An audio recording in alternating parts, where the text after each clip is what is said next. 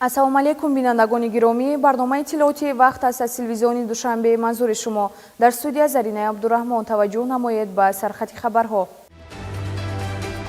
идомаи мулоқоти гурӯҳи корӣ бо сокинони ноҳияҳои пойтахт дар доираи нақшаи вохӯриҳо оид ба шарҳу тавзеҳи паёми пешвои миллат. дар шаҳри Душанбе мусобиқаи ҷумҳуриявии тенниси рӯи миз баргузор гардид. беҳтарин бозигарон дар рӯзҳои наздик муайян гашта қадрдонӣ мешаванд. шеъру сухан миёни хонандагон ва наврасон, маҳфили навбати ҳамеша баҳор дар ин доира бо иштироки шоир Хайрандеш. дар муассисаи таҳсилоти миёнаи умумии рақами 34 ноҳияи Исмоили Сомонии шаҳри Душанбе вохӯрии гурӯҳи кории мақомоти иҷроияи ҳокимияти давлатии шаҳри Душанбе бо сокинони маҳаллаҳои Фирӯз, Фирдавсӣ, Гулистон, Заргар ва Умари Хаёми ноҳияи Исмоили Сомонӣ вобаста ба шарҳу тавзеҳи нуқтаҳои паёми президенти ҷумҳурии Тоҷикистон муҳтарам Эмомалӣ Раҳмон ва маҷлиси олӣ баргузор гардид. шарҳи ҳамкорони мо. ин навбат вохӯрии намояндагони мақомоти иҷроияи ҳокимияти давлатии шаҳри Душанбе вобаста ба шаҳру тавзеҳи нуқтаҳои паёми президенти ҷумҳурии Тоҷикистон муҳтарам Эмомалӣ Раҳмон ба маҷлиси олӣ бо сокинони маҳаллаҳои Фирӯз, Фирдавсӣ, Гулистон, Заргар ва Умари Хаёми ноҳияи Исмоили Сомонии пойтахт доир гардида, ҳадафи он расониндани муҳтавои паём ба аҳолӣ ва тақвияти маърифати сиёсиву иҷтимоии сокинон арзёбӣ гардид. дар ҷараёни вохӯрии намояндагони мақомоти иҷроияи ҳокимияти давлатии шаҳри Душанбе доир ба самтҳои муҳими паём, аз ҷумла рушди иҷтимоию иқтисодӣ, беҳбуди сатҳи зиндагии аҳолӣ, дастгирии соҳаи маориф, тандурустӣ, ҷавонон ва варзиш, инчунин таҳкими сулҳу субот ва ваҳдати миллӣ суханронӣ намуданд.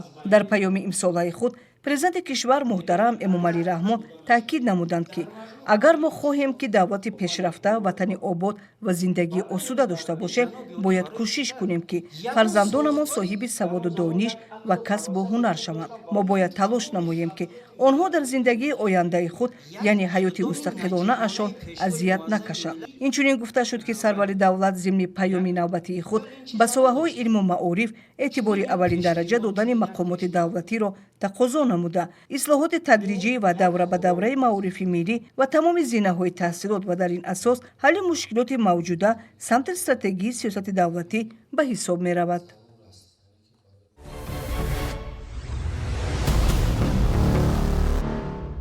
дар муассисаи таҳсилоти миёнаи умумии рақами 101 ноҳияи Синои шаҳри Душанбе вохӯрии гурӯҳи намояндагони мақомоти иҷроияи ҳокимияти давлатии шаҳри Душанбе бо сокинони шаҳракҳои 103, 104 ва маҳаллаи Бунёдкорон вобаста ба шарҳу тавзеҳи нуқтаҳои паёми президенти ҷумҳурии Тоҷикистон муҳтарам Эмомалӣ Раҳмон ва маҷлиси олӣ баргузор гардид. ин навбат вохӯрии намояндагони мақомоти иҷроияи ҳокимияти давлатии шаҳри Душанбе вобаста ба шарҳу тавзеҳи нуқтаҳои паёми президенти ҷумҳурии Тоҷикистон муҳтарам Эмомалӣ Раҳмон ба маҷлиси олӣ бо сокинони шаҳракҳои 103, 104 ва маҳаллаи Бунёдкорони ноҳияи Синои пойтахт доир гардида, ҳадафи он расониндани муҳтавои паём ба аҳолӣ ва тақвияти маърифати сиёсиву иҷтимоии сокинон арзёбӣ гардид. дар ҷараёни вохӯрии намояндагони мақомоти иҷроияи ҳокимияти давлатии шаҳри Душанбе доир ба самтҳои муҳими паём, аз ҷумла рушди иҷтимоию иқтисодӣ, беҳбуди сатҳи зиндагии аҳолӣ, дастгирии соҳаи маориф, тандурустӣ, ҷавонон ва варзиш, инчунин таҳкими сулҳу субот ва ваҳдати миллӣ суханронӣ намуданд. дар паёми имсолаи худ президенти кишвар муҳтарам Эмомалӣ Раҳмон таъкид намуданд ки дар замони соҳиби истиқлолӣ дар кишвар 1 миллиону 300 ҳазор хонаи истиқоматии нав сохта шуда, беш аз 8 миллиону 400 ҳазор нафар сокинон шароити зисти худро беҳтар карданд. ба хотири баланд бардоштани сатҳи маърифатнокӣ ва завқи бадеии аҳолии мамлакат, хусусан ҷавонону наврасон аз ҷониби муассисаҳои соҳаи фарҳанг дар 10 соли сипарӣ гардида 900 номгӯи адабиёти бадеию бачагона нашр ва ба китобхонаҳо дастрас карда шуд. иштирокчиён таъкид карданд ки паёми сарвари давлат ҳамчун ҳуҷҷати муҳими стратегии роҳнамо барои рушди минбаъдаи кишвар ба шумор рафта, иҷрои нуктаҳои он масъулияти ҳар як шаҳрванд мебошад. ҳамзамон ба сокинон зарурати иштироки фаъол дар корҳои ободонию созандагӣ ва риояи қонунгузории кишвар ёдоварӣ карда шуд.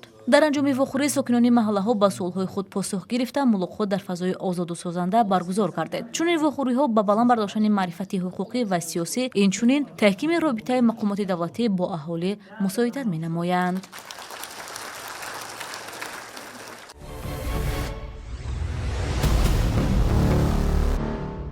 корҳои сохтмонӣ дар иншооти бузурги аср нерӯгоҳи барқиёбии Руғун қариб 60% ба анҷом расиданд. Сарбанди нерӯгоҳ ба нуқтаи 1116 метр аз сатҳи баҳр расида, баландии он ба 151 метр баробар гардид. дар ин замина ду агрегати муваққатии нерӯгоҳи барқи обии Роғун аз ибтидои ба истифодадиҳӣ то санаи 31 декабри соли 2025 $9.9 миллиард киловатт-соат нерӯи барқ истеҳсол карданд. гузориш аз идомаи корҳои сохтмонӣ дар ин иншооти бузурги аср омода шудааст. нерӯгоҳи барқи обии Роғун имрӯз на танҳо як иншооти азими энергетикӣ, балки таҷассуми иродаи миллӣ, сарчашмаи ватандӯстӣ, муттаҳидиву сарҷамъӣ ва рамзи азамату бузургии миллати тоҷик ба ҳисоб меравад. Роғун ормони деринаи халқ, пояи истиқлоли энергетикӣ ва кафили ояндаи дурахшони Тоҷикистони соҳиби истиқлол аст. айни замон корҳои сохтмонӣ дар иншооти азими энергетикии кишвар, нерӯгоҳи барқи обии Роғун новобаста аз шароити номусоиди обу ҳаво бо суръати баланд идома доранд. ҳатто дар ин рӯзҳои сарду барфӣ ки мушоҳида мекунед, фарзандони ватандӯсти миллати тоҷик бо азми қавӣ, иродаи матин ва эҳсоси баланди масъулият дар ин корзори нангу номуси миллӣ аҳлонаву якдилона заҳмат мекашанд. дар қитъаи Сарбанд корҳои хобондани маводҳо мутобиқ ба талаботи лоиҳавӣ идома доранд. дар призмаҳои такядевории болоӣ ва поёнии Сарбанд, инчунин дар ядрои асосии корҳои хобондани маводи шағалзамин, гилхок ва ҷинсҳои кӯҳӣ дар сатҳҳои муайяншуда бо риояи қатъии меъёрҳои техникӣ ба анҷом расонида мешаванд. ҳаҷми умумии маводҳои хобонидашуда мунтазам афзуда, сохтмони Сарбанд ба марҳилаи калидии худ ворид мегардад. дар ядрои Сарбанд корҳои умумии мустаҳкамкунӣ ва сементатсия бо ҷалби мутахассисони баландихтисос ҷараён доранд. сементатсияи паҳлӯҳои чап ва рости ядро, инчунин пардаи оббанд дар сатҳҳои гуногун мутобиқ ба лоиҳа иҷро шуда, устуворӣ ва бехатарии иншоотро таъмин менамоянд.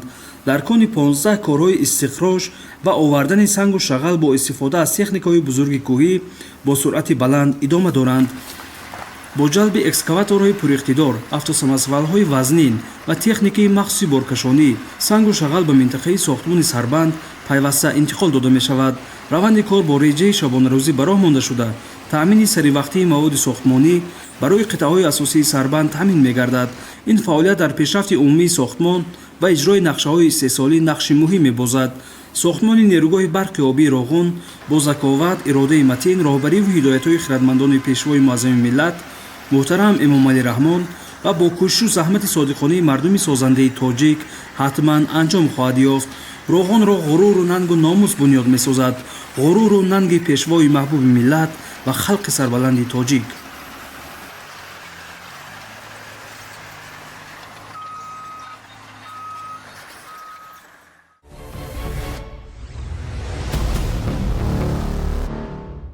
соли 2025 аз ҳисоби ҳамаи сарчашмаҳои маблағгузорӣ, бинои 5 шуъбаву раёсати маорифи ноҳияҳо ва 209 муассисаи таҳсилоти умумӣ ва бинову синфхонаҳои иловагӣ барои 49534 ҷойи нишаст дар як бахш сохта ба истифода дода шуда, айни ҳол дар сад иншооти дигари соҳа корҳои сохтмонӣ идома дошта, тибқи нақша саривақт сохта ба истифода дода мешаванд.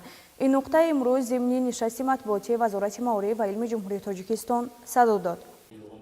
бо мақсади иҷрои дастуру супоришҳои президенти Ҷумҳурии Тоҷикистон муҳтарам Эмомалӣ Раҳмон дар паём ба Маҷлиси Олии Ҷумҳурии Тоҷикистон 28 декабри соли 2024 вобаста ба бунёди 800 муассиса дар маҳаллаҳои аҳолинишине ки беш аз 100 оила зиндагӣ мекунанд, барномаи давлатии рушди таҳсилоти томактабӣ дар Ҷумҳурии Тоҷикистон барои солҳои 2026-2030 омода ва бо вазорату идораҳои марбута мувофиқа карда шуд. чунин иттилоъ дод имрӯз зимни нишасти матбуотӣ вазири маориф ва илми Ҷумҳурии Тоҷикистон Раҳим Саидзода ба хабарнигорон. ба иттилои вазири маориф ва илм барои дастрасии бештари кӯдакон ба таълиму тарбияи томактабӣ, намунаи бинои марказҳои рушди барвақтии кӯдак тасдиқ шуда, номгӯи таҷҳизоте ки бояд дар гурӯҳҳои рушди барвақтии кӯдак мавҷуд бошанд муайян ва дастраси раёсату шуъбаҳои маорифи шаҳру ноҳияҳо гардид. ҳамзамон иттилоъ дода шуд ки барномаи таълиму тарбияи барвақтӣ тавассути бозӣ ва дастурамали марказҳои таълимии ҳамоҳангсозии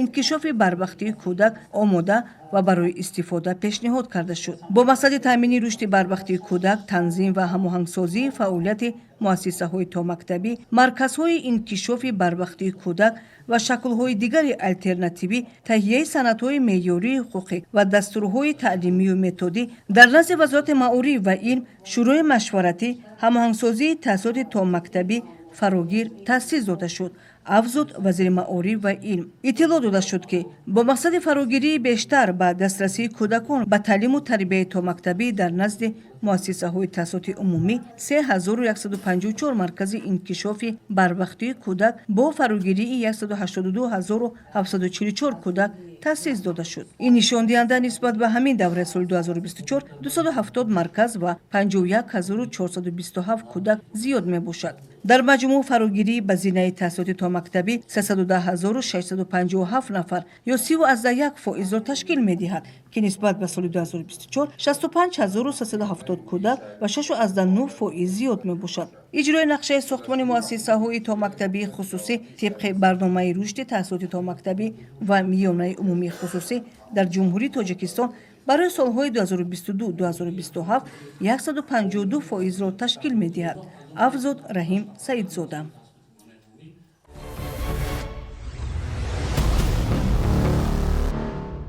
қочоқи маводи мухаддир яке аз мушкилоти ҷомеаи ҷаҳонӣ буда барои тамоми аҳли башар паёмадҳои ногувор дорад. Кумитаи давлатии амнияти миллии ҷумҳурии Тоҷикистон барои ошкор ва пешгирӣ кардани мақсадҳои нопоки гурӯҳҳои ҷинояткори нашъаҷалоб аз шеваҳои гуногун истифода мебарад. Таваҷҷӯҳ намоед ба гузориши ҳамкасбонамон аз Маркази матбуоти Кумитаи давлатии амнияти миллии ҷумҳурии Тоҷикистон. 29 январи соли 2026 тахминан соати 19:30 дар ҳудуди минтақаи назди сарҳадии дидбонгоҳи сарҳадии Баҳораки қисми ҳарбии 0341 раёсати қошунаҳои сарҳадии Кумитаи давлатии амнияти миллии ҷумҳурии Тоҷикистон воқеъ дар ноҳияи Шамсиддин Шоҳин 5 нафар қочоқбари афғон сарҳади давлатиро ғайриқонунӣ убур намуда аз ҳудуди Афғонистон ба хоки Тоҷикистон ворид шуданд. дар натиҷаи андешидани чорабиниҳои дахлдор масири ҳаракати ҷинояткорон дар минтақаи мазкур муайян карда шуд. барон ба амри сарҳадбонон итоат накарда бо истифода аз силоҳу муҳимоти ҷангӣ муқоимати мусаллаҳона нишон дода кӯшиш карданд ки ба самти Афғонистон фирор намоянд. 3 нафар қочоқбари афғон дар ҷои ҳодиса безарар карда шуданд. Ба 2 нафар қочоқбар муяссар гардид ки бо истифода аз торикии шаб ба самти Афғонистон фирор намоянд. зимни аз назаргузаронии ҷои ҳодиса 3 ҷасади қочоқбар, 3 адад автомати Калашников бо 4 тирдон, 150 дона тири қутрашон гуногун, миқдори зиёди тирҳои паронда шуда, 4 борхалта бо 73 баста воситаи нашъадори навъҳои ҳашиш ва афюн, инчунин 1 қайиқ дарёфт ва мусодира карда шуд. айни замон вазъият дар хати сарҳади давлатӣ таҳти назорат ва ҳодисаи мазкур мавриди таҳқиқ қарор дорад.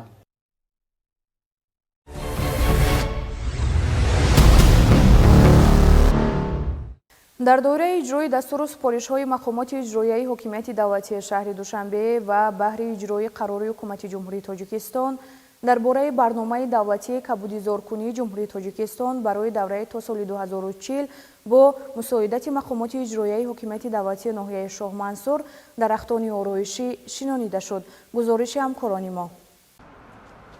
дар доираи ҳидояту раҳнамоиҳои бунёдкоронаи пешвои миллат президенти ҷумҳурии Тоҷикистон муҳтарам Эмомалӣ Раҳмон ва раиси шаҳри Душанбе муҳтарам Рустами Эмомалӣ бо мақсади дар сатҳи баланд таҷлил намудан аз ҷашни 35-солагии истиқлоли давлатии ҷумҳурии Тоҷикистон, ҳамчунин баҳри сабзу хуррам нигоҳ доштани кӯчаву хиёбонҳои пойтахт, имрӯз бо ташаббуси мақомоти иҷроияи ҳокимияти давлатии ноҳияи Шоҳмансури шаҳри Душанбе дар хиёбони Рӯдакӣ бо иштироки муовини раиси шаҳри Душанбе Толиб Раҳимзода ва роҳбарияти намояндагони ноҳияи Шоҳмансур маъракаи ниҳолшинонӣ баргузор гардид. Зимни оғози корҳои ниҳолшинонӣ дар назди бинои Вазорати фарҳанг, Вазири фарҳанги ҷумҳурии Тоҷикистон Матлубахон Сатториён низ ба маъракаи ниҳолшинонӣ пайваста саҳми худро дар ободу зебо гардонидани хиёбони пойтахт гузошт. Муовини раиси шаҳри Душанбе Толиб Раҳимзода қайд кард ки дар асоси дастуру супоришҳои пешвои миллат муҳтарам Эмомалӣ Раҳмон бояд ҳар як сокини пойтахт дар ободониву сабзкорӣ саҳми арзанда ва намоён гузорад, зеро ниҳолшинонӣ на танҳо ба зебоии муҳит мусоидат менамояд, балки дар таъмини ҳавои тоза, коҳиши ифлосшавӣ ва ҳифзи табиат нақши муҳим мегузорад. Дар хиёбони Номурда 43 адад дарахти ороишӣ магнолия шинонида шуд. Қайд кардан ва маврид аст ки магнолия ҳамчун дарахти ороишӣ ҳамешасабз на танҳо ба зебоии хиёбонҳо мусоидат мекунад, балки дар беҳтар гардидани ҳаво, тозагии муҳити зист ва фароҳам овардани фазои солим барои сокинону меҳмонони пойтахт нақши муҳим дорад. барои дуруст нигоҳубин кардан ва парвариши дарахтон аз ҷониби роҳбарият ва масъулин дастуру супоришҳо дода шуд. Аз ҷумла зикр гардид ки ноҳияи Шоҳмансур яке аз навоҳии марказии пойтахти ҷумҳурии Тоҷикистон шаҳри Душанбе ба шумор рафта, барои пайваста сабзу хурам нигоҳ доштани кӯчаву хиёбонҳои он ҳар яке мо бояд саҳмгузор бошем. Қайд карда шуд ки баргузории маъракаҳои ниҳолшинонӣ дар оянда низ идома дошта, нигоҳубин, обёрӣ ва саривақт таъмин намудан бо нуриҳои минералӣ, нармкунии бехи дарахтон зери назорати доимии раёсати истифодабарии роҳҳои ноҳия қарор дода мешавад. Маъракаи ниҳолшинонӣ бозгӯи таваҷҷӯҳи рӯзафзуни ҷомеа ба масъалаҳои экологӣ буда, ҳамчун иқдоми созанда дар роҳи рушди устувор, ободонӣ ва зиндагии беҳтари аҳолии кишвар равона шудааст.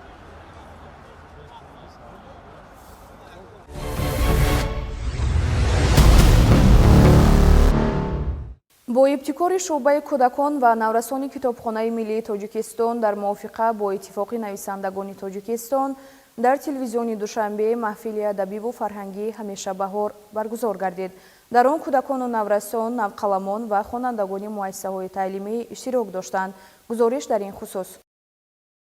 бо мақсади ҷалби бештари кӯдакону наврасон ба китобу китобхонаҳо ва баландбардоштани фарҳангу маърифати хонандагони муассисаҳои таълимӣ ва ҷавонон, боло бурдани савияи дониш, малакаву маҳорат ва китобдӯстӣ, дар доираи дастуру супоришҳои пешвои миллат президенти ҷумҳурии Тоҷикистон муҳтарам Эмомалӣ Раҳмон дар телевизиони Душанбе маҳфили адабии ҳамешабаҳор зери роҳбарии шоири Ширинкалом, узви иттифоқи нависандагони Тоҷикистон устод Хайрандеш баргузор гардид. дар ин маҳфили дӯстдорони каломиноб ки ҳудуди 3 соат идома ёфт, беш аз 100 нафар устодону хонандагони муассисаҳои таҳсилоти миёнаи умумии ҳудуди пойтахт, ҳаводорони шеъру адаб ва дигар алоқамандон ширкат варзиданд. дар оғози чорабинӣ зикр шуд ки маҳфили ҳамешабаҳор дар баробари дигар маҳфилу озмунҳо имрӯзҳо тавонистааст дар боло бурдани завқи бадеии кӯдакону наврасон таъсири амиқ гузорад ва онҳоро ба олами рангини дӯстдорони китоб ворид намояд. маҳфили адабии ҳамешабаҳорро шоир Хайрандеш оғоз намуда, ҳозиринро ҷиҳати иштироки фаъолона доштанашон ба маҳфил ҷалб намуд. маҳфили мазкур ки дорои 7 равзана афрӯза, афроза, афшина, афшона, андеша, ангора ва ангеза буд, хонандагон дар ин бахшҳо имконият пайдо карданд ки маҳорату малакаи худро нишон диҳанд. иштирокчиён аз ин маҳфили ҷаззобу хотирмон ба худ таассуроти нек бардошта, баргузории чунин маҳфилҳоро ҷиҳати баландбардоштани фарҳангу маърифат ва ҳуввияти миллии насли наврасу ҷавон, боло бурдани ҳисси зебоипарастӣ, ватандӯстӣ, ахлоқ ва тақвияти нерӯи зеҳниву маънавии онҳо ва ҷалби бештари насли даврони истиқлол ба маҳфилу озмунҳои адабию фарҳангӣ муҳим арзёбӣ намуданд. дар анҷом ба беҳтаринҳои маҳфил аз ҷониби шоир тӯҳфаҳои хотиравӣ тақдим карда шуд.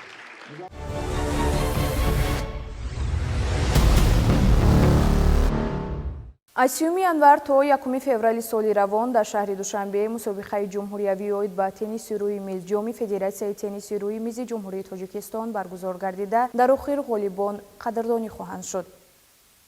маросими ифтитоҳи мусобиқа дар маҷмӯаи варзишии донишгоҳи миллии Тоҷикистон доир гардида, бо сухани ифтитоҳи намояндагони соҳаи варзиш оғоз ёфт. дар маросими ифтитоҳии мусобиқаи ҷумҳуриявӣ оид ба тенниси рӯи миз барои дарёфти ҷоми Федератсияи тенниси рӯи мизи ҷумҳурии Тоҷикистон, раиси кумитаи кор бо ҷавонон ва варзиши назди ҳукумати ҷумҳурии Тоҷикистон, раиси Федератсияи тенниси рӯи мизи кишвар, мураббиён, доварон ва варзишгарон иштирок намуданд. зимни баромади иштирокчиён иброз гардид ки чунин мусобиқаҳо барои баланд бардоштани маҳорати касбии варзишгарон, ошкор намудани истеъдодҳои нав ва омодагӣ ба сабқатҳои байналмилалӣ мусоидат менамояд. дар солҳои охир тенниси рӯи миз дар ҷумҳурии Тоҷикистон рӯ ба рушд ниҳода, бо дастгирии давлат ва фаъолияти Федератсияи тенниси рӯи мизи кишвар мусобиқаҳои гуногуни сатҳи ҷумҳуриявӣ ва байналмилалӣ баргузор мегарданд. тенниси рӯи миз дар миёни наврасон ва ҷавонон ҳамчун воситаи тарбияи тарзи ҳаёти солим низ мавқеи хоса дорад. машғулиятҳои мунтазам ба беҳтар гардани саломатӣ, баланд шудани интизом, сабру таҳаммул ва рӯҳияи рақобатпазир мусоидат мекунад. имрӯз маросими чемпионати ҷумҳуриявӣ ё ин ки мусобиқаи кушоди ҷумҳуриявӣ оид ба даст овардани ҷоми Федератсияи тенниси рӯи миз баргузор гардида истодааст ва дар ин чорабинӣ иштирокчиён, варзишгарон, мураббиён ва доварон аз тамоми манотиқи ҷумҳурии Тоҷикистон иштирок доранд ва бояд қайд намоем ки чун дар ин сатҳ бори аввал аст ки Федератсияи тенниси рӯи мизи Тоҷикистон чунин чорабинӣ баргузор менамояд. аз хориҷи кишвар, яъне он шаҳрвандони ҷумҳурии Тоҷикистон ки дар хориҷи кишвар тамрин мекардану бозӣ мекардан, онҳоро даъват кардем ва имрӯз дар ин маросим дар ин чорабинӣ иштирок доранд. мақсад аз баргузории ин чорабинӣ албаттаре ки ба ҳам овардани варзишгарон, яъне дӯстӣ аст, бо як ҳамдигар якҷо бозӣ кардан, ин албаттаре ки як дӯстию як бо ҳамдигар фаҳмӣ мешавад.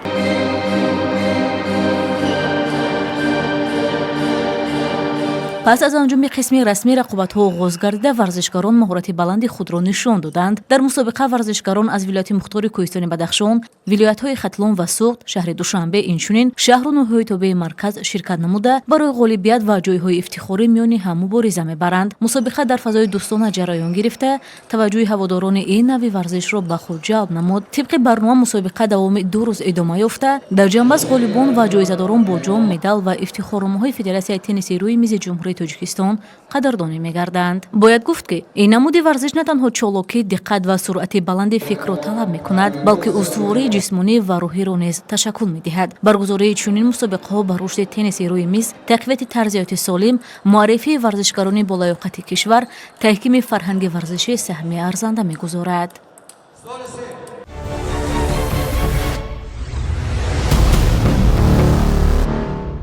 гурӯҳи кории Федератсияи футболи Тоҷикистон инчунин аз варзишгоҳи 20-солагии Истиқлолияти Тоҷикистон ва Спартаки Хуҷанд, ки дар мавсими нави бозиҳои Лигаи футболи Тоҷикистонро мизбонӣ менамояд, аз маҷмӯаи варзишии Суғд арена, ки дар ҳоли сохтмон аст, дидан кард. ғайр аз ин, ҳайати кории Федератсияи футболи Тоҷикистон ба шаҳри Гулистон рафта, бо лоиҳаи навсозии варзишгоҳи марказии шаҳр, ки дар он чамани сунъӣ насб мешавад, ошно шуд.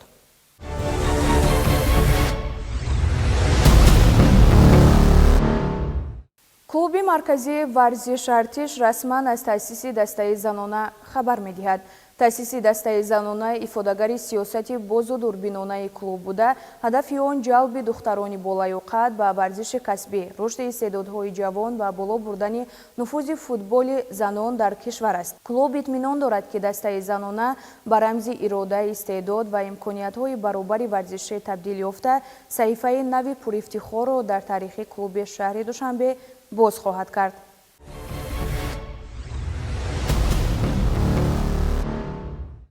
бинандагони гиромӣ, инҷо расидаем ба фарҷоми барномаи иттилоотии вақт. хайр, саломату сарбаланд бимонед.